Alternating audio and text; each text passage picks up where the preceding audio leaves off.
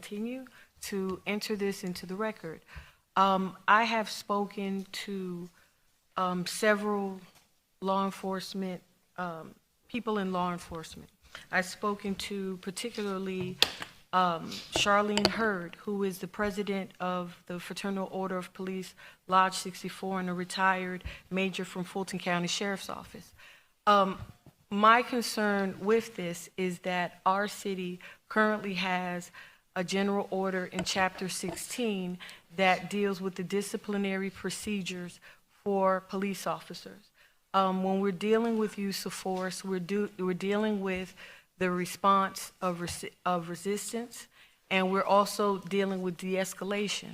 Now, my concern is that people that go to our citizens, that are in our Citizens Academy, they learn about what the police do, but they do not have training as you would as a police officer. You do not have a legal background per se. You do not have legal and formalized trainings. And when these use of force cases come before these boards, they're basically comprised of people who have the type of training that deal with this, and also people that are not involved. Citizens in our city are involved. They're people that are affected, by these type of things. And so we do need to make sure we have fair and impartial persons that have this type of background. In fact, our police departments statewide, I believe they used to have about law enforcement officers have about 400 hours of training. They had. Now it's been increased to a 6 month academy for you to be able to come out. It's a mandated thing. So if officers have to have additional training for what they're doing when they're out there protecting and serving us and de-escalating and dealing with these confrontations, how can we expect citizens to really make a fair judgment and assessment other than their sheer opinions?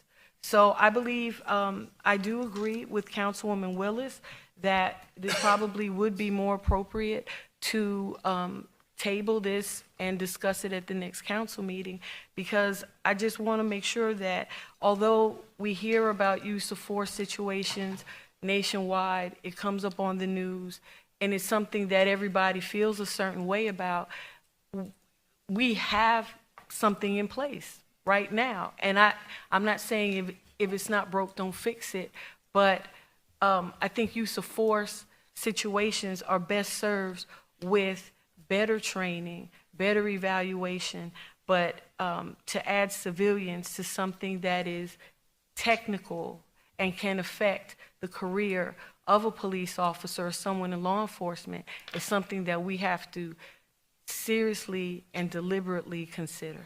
And with that, I yield. The chair recognizes Councilwoman Willis. I respect the opinion of my colleague. However, I'm very familiar with who Charlene Hurd is. She is a retired major for the Fulton County Sheriff's Office who have worked with my husband for over 20 years. Again, she has never worked in the police department.